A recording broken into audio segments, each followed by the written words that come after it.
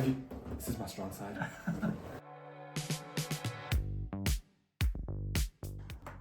I once helped out at the New York Marathon. I once saw the Pope in the Vatican City, and I proposed to my wife at the top of the London Eye.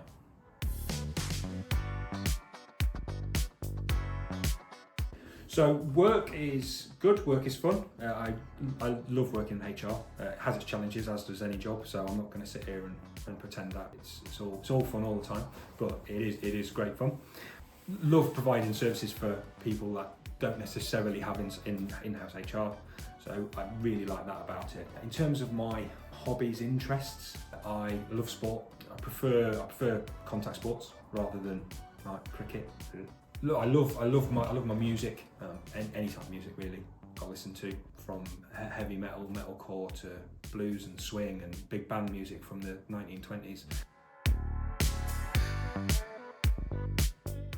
Actually, I think the thing with live music is it's about being in the moment. Everything can change based on like what the crowd is like. So it might be the same band performing the same thing over and over again. So I've got a duo called Brothers Osborne, who are like a country band, who I went to see a show in Leeds with a friend of mine, and the crowd was so electric that when they'd gone off stage, we just continued singing the song to try and get them to come out, perform the song again. So that was brilliant. But also about a band called Novelists, where again, small venue, but really intimate crowd, but absolutely wild, and they were brilliant. I can't even express to you just how good they were. Blue.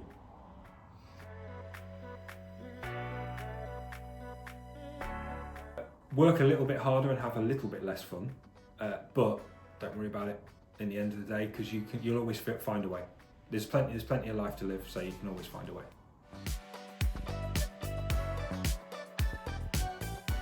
Final home game of the season, Lincoln City promoted to Championship for the first time in a million years. 103 points, did it in style. Just watching what it meant to the city, and to look over and see what it meant to other fans of other clubs, to see the proper champions, proper club signed from the Wycombe fans. That'll stay with me forever.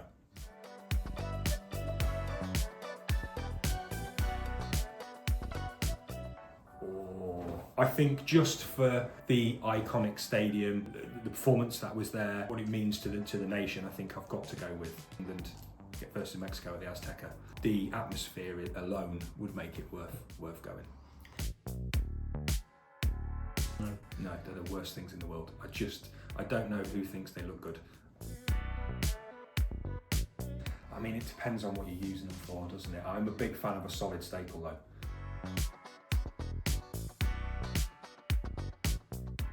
I actually think it's personal relationships. I think there's a lot to be said for AI, the information age, that sort of thing. But I genuinely think it's personal relationships. With what social media has done and made people a lot more connected, it's a lot easier to communicate now than it ever has been, which means it's a lot easier to communicate badly.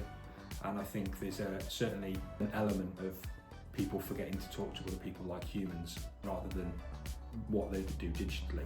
And certainly from a work point of view, we tend to see a lot of challenges and grievances that have gone in, less because like process isn't followed, but more because the personal interactions between two people or three people.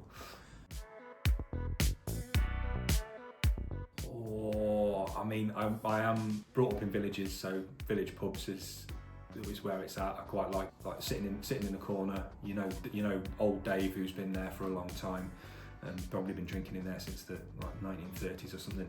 But I am prone to going to a nice bar, having a nice whiskey, while my wonderful wife has a cocktail or something.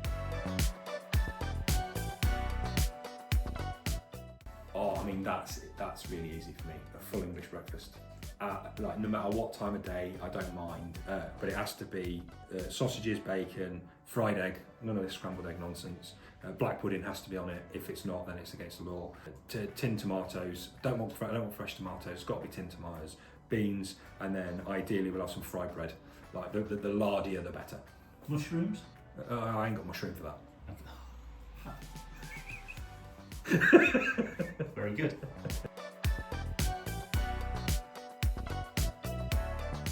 So I would pick Leonardo da Vinci just because possibly the greatest mind ever.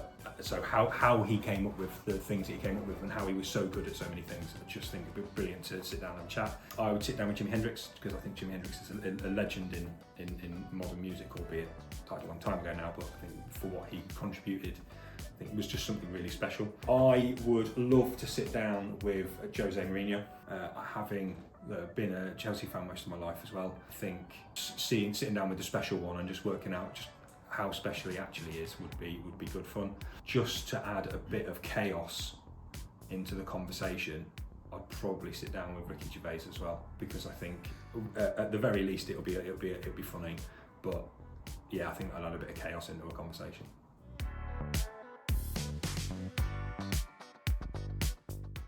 Remember, people are people. Remember that the people that will be working with you are just there to make sure that they can support their families. As much as we all like to think that work is the be all and end all, let's be honest, it's not. So trying to remember that that's just people that are coming into work is I think really important. Having that one switch, that one moment can fundamentally change the way you look at having employees.